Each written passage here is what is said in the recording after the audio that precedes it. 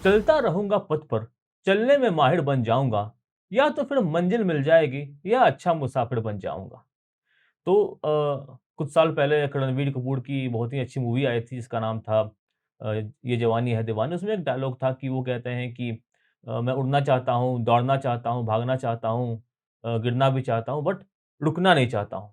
वो रुकना नहीं चाहते और सब कुछ करना चाहते हैं। तो वही बात है, रुकना नहीं है, बस पथ पे बढ़ते रहना है और कुछ ना कुछ तो हम अचीव कर ही लेंगे। ठीक है? तो यही बात है। और पथ पथ पथ क्या होना चाहिए? पथ सही होना चाहिए। पथ कुछ बुराइयों से भरा हुआ नहीं होना चाहिए, पथ सही होना चाहिए, आप सही मंजिल पे पहुँच जाओगे अपने अकॉर्डिंगली।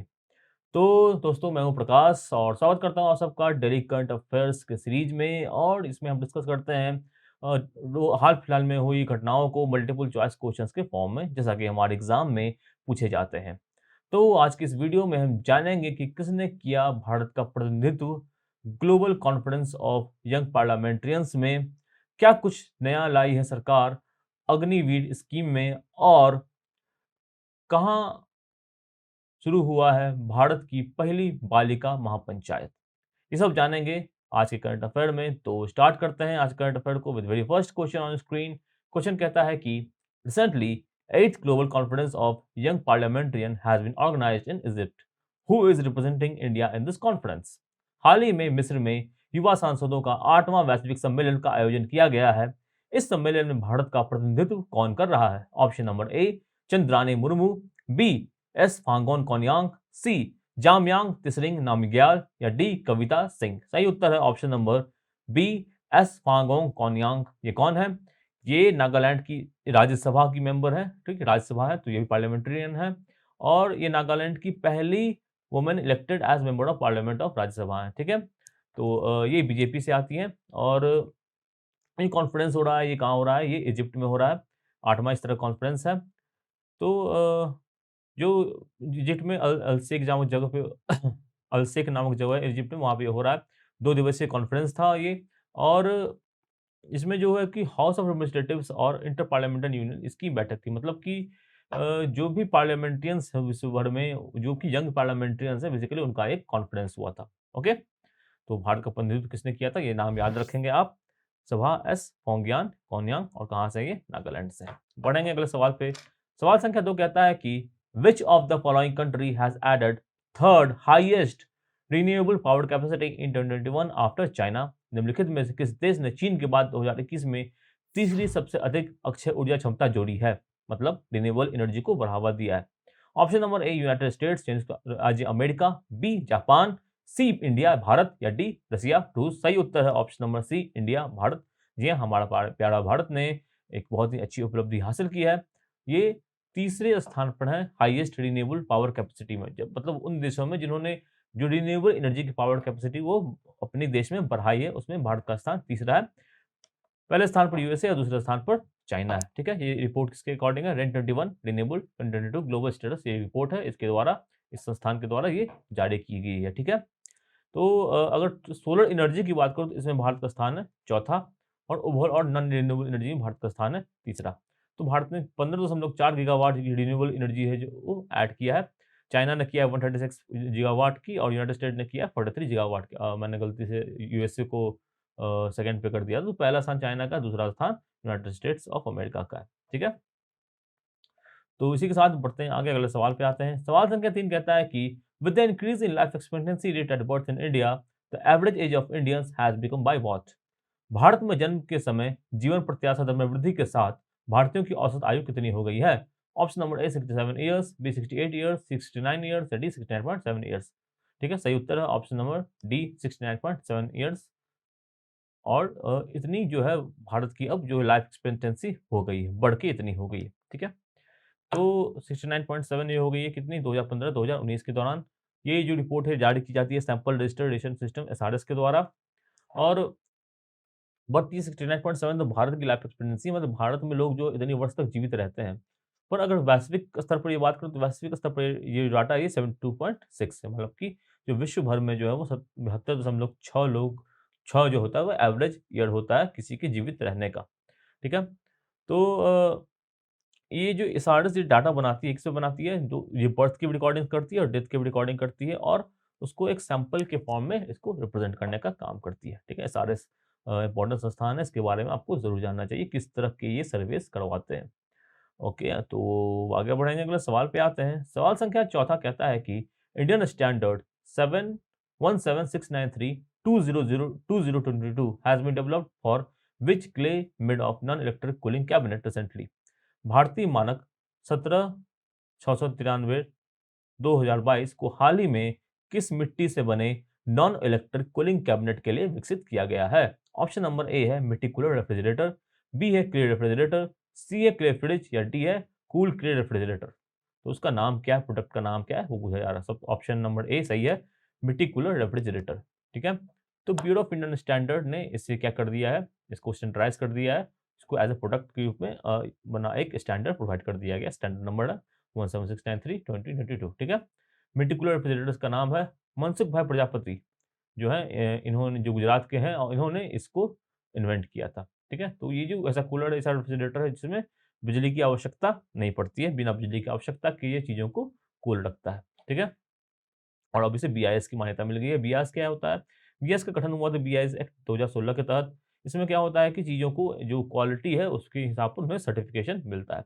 किसी प्रोडक्ट को जैसे कि खाना कोई सामान होता है उसको सर्टिफ़िकेशन किससे मिलता है? एफएसएसएआई से मिलता है। उसी तरह जो इस तरह के जो इलेक्ट्रिक प्रोडक्ट्स होते हैं या अन्य प्रोडक्ट्स होते हैं उसको स्टैंडर्डाइज़ेशन जो मिलता है वो ब्यूरो ऑफ इंडियन स्टैंडर्ड से मिलता है, बीआईएस से मिलता है। ठीक है दोस्तों? बढ़ते हैं आगे, अगले सवाल पे आते हैं। सवाल संख्या 5 कहता है कि वेयर हैज़ इंडियाज़ फर्स्ट बालिका पंचायत हैज़ स्टार्टेड।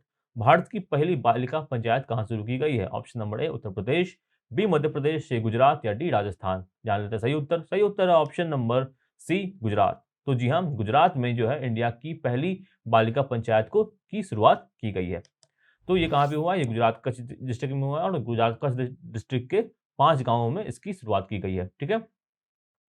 इसका एम क्या है कि जो बालिकाएँ, जो बच्चियाँ होती हैं, उनके सोशल और पॉलिटिकल एनवायरनमेंट को बढ़ाना, उनको सोशलाइज़ करना सिखाना और पॉलिटिकली उनको थोड़ा जो अवेयरनेस है उसके बारे में उनको बताना कि वो पॉलिटिकली जो है कितना अवेयर हो सकती हैं, कितना जो है वो पॉलिटिक्स में जाने की इनकी जो अचीवमेंट है वो पॉलिटिक्स में जो जाना चाहती हैं वो, जिनका रुझान है वो उस ओर जा सकती हैं।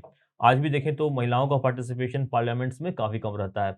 हालाँकि पंचायत्स में जो है पंचायत जो होती हैं या जो नगर निकाय के होते हैं, वहाँ पे महिला को आरक्षण दिया जाता है, पर वहाँ भी अक्सर ये देखने को मिला है कि जो अगर कोई महिला है, उनके हस्बैंड जो है वो जो उसको मैनेज करते हैं और जो महिलाएँ हैं वो नहीं करती हैं, ठीक है? ऑफ़िस में उसके हस्बैंड ही जाते हैं और जो महिला जो गाँव के जो प्रधान होते हैं, मुखिया होते हैं वो जो लेडीज़ होती हैं, उनका जो पर्पज़ के साथ जो बनाया जाता है, वो पर्पज़ फुलफ़िल नहीं होता है। पर्पज़ ये होता है कि जो पॉलिटिकली है, उनको अवेयर बनाया जाए और उनसे लोगों को जोड़ा जाए। वो जो अपने जो स्किल सेट हैं, वो दिखा सकें समाज की सुधारने में।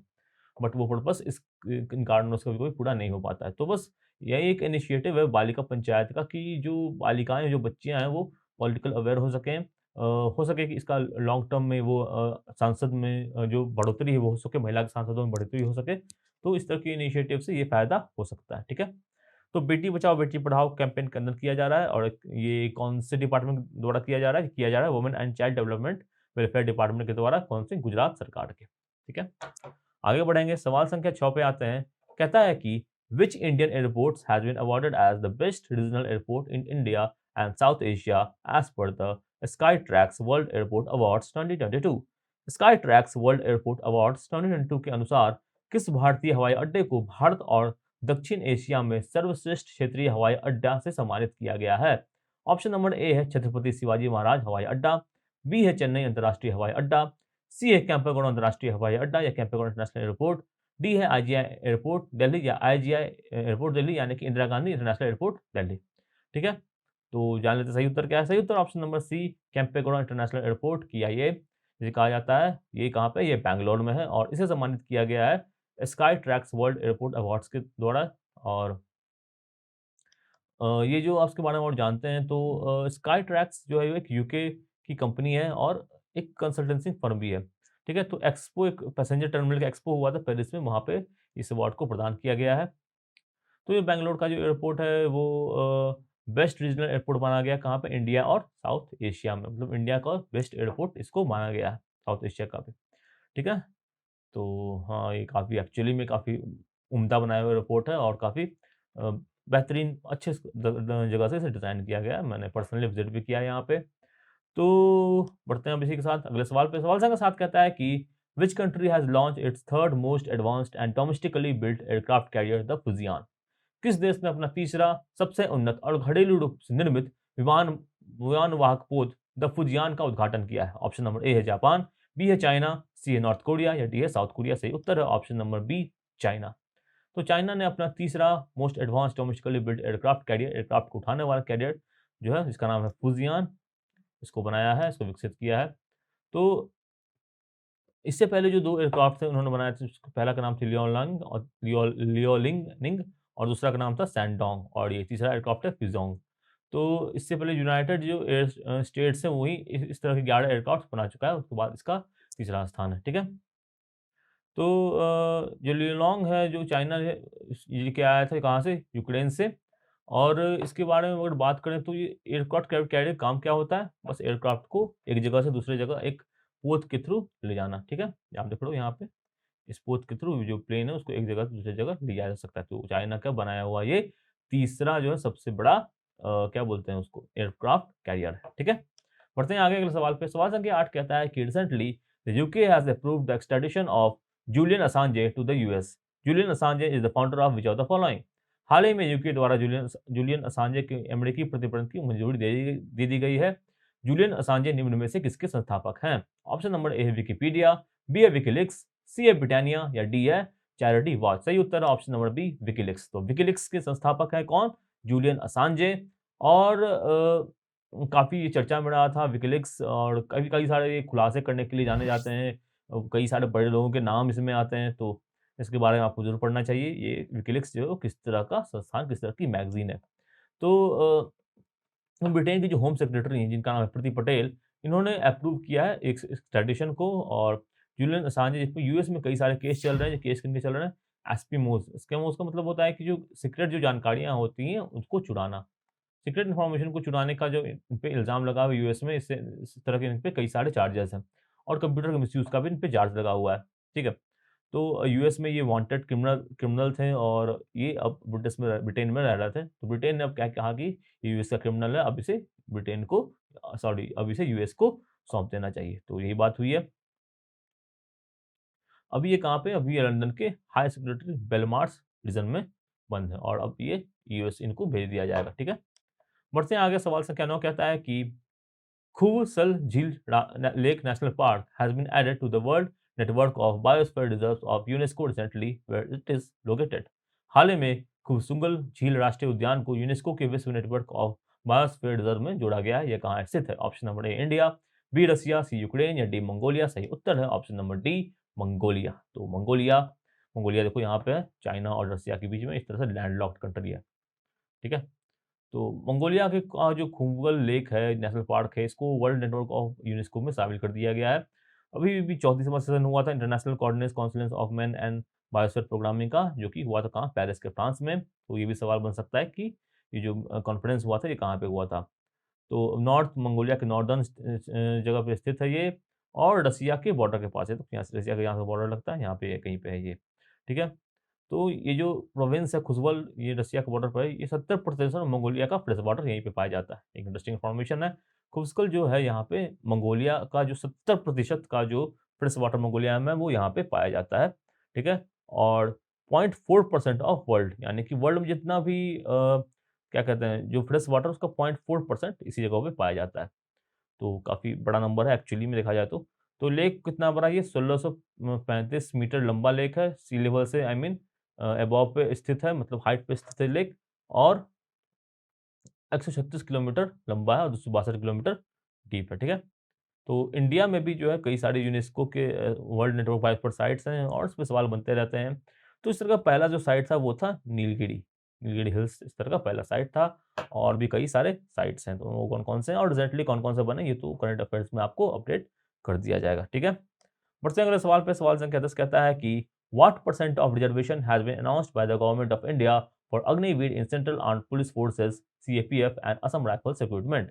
भारत सरकार द्वारा केंद्रीय सशस्त्र पुलिस बल सीपीएफ और असम राइफल्स भर्ती में अग्निवीर के लिए कितने प्रतिशत आरक्षण की घोषणा की गई है? ऑप्शन नंबर ए है 5%, बी है 10%, सी है 15% या डी है 20%। सही उत्तर है ऑप्शन नंबर बी 10%। तो अ, ये जो अग्निपथ स्कीम था, इसके तहत जो रिक्रूटमेंट होने वाले आर्मी है, उन्हें अग्निवीर कहा जाता था। अग्निवीर कहा जाएगा मतलब इस तरह का अभी हाल ही में नोटिफ़िकेशन आया है।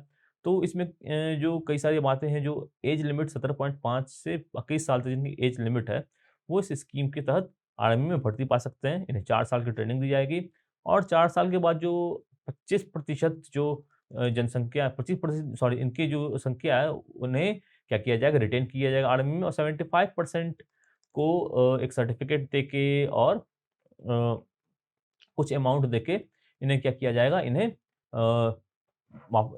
बोला जाएगा कि आप अपना कुछ बिज़नेस शुरू कर सकते हैं। आप चाहे तो सीआरपीएफ या सीपीआरएफ या ऐसे सेंट्रल आर्म्ड फोर्सेस जॉइन कर सकते हैं, जिनमें अभी इन्हें 10% आरक्षण देने की भी बात की गई। इस तरह की फोर्सेस आप जॉइन कर सकते हैं। तो इस दौरान इनकी सैलरी भी 30,000 के करीब होगी और जो इन्हें जो अच्छा अमाउंट मिलेगा इन्हें जब ये इनका जो ट्रेनिंग खत्म हो जाएगा, उसके बाद में इन्हें एक अच्छा अमाउंट दिया जाएगा। तो इस पर कई चीज़ों पर लेके विरोधाभास भी है और जिसके लेकर काफ़ी सारी देश भर में कई सारे विरोध प्रदर्शन हो रहे हैं, हिंसा भी हो रही है, जो कि नहीं होनी चाहिए।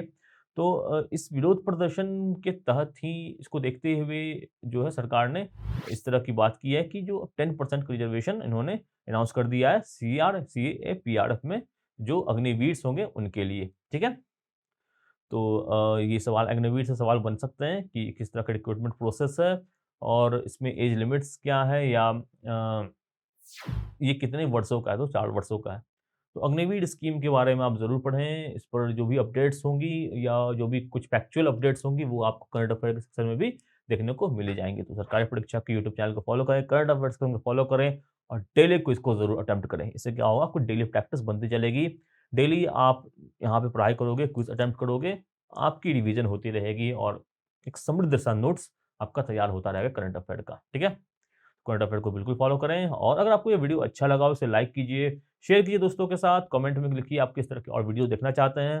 सरकारी परीक्षा को सब्सक्राइब कीजिए और बेल आइकन को ज़रूर दबाइए। इससे क्या होगा, जो भी इम्पोर्टेंट नोटिफ़िकेशन होगी एग्ज़ाम के रिलेटेड या कंटेंट के टेक जो हमारी यूट्यूब चैनल पे अपलोड होती हैं, वो आपको तुरंत देखने को मिल जाएगी। साथ ही साथ आप हमें फॉलो करें फेसबुक पे, इंस्टाग्राम पे और अन्य सोशल मीडिया प्लेटफ़ॉर्म्स पे जहाँ पे आपको मिलेंगे ढेरों मज़ेदार contents and important updates. So keep updated, keep following सरकारी परीक्षा। Have a nice day. Thank you and Jai Hind.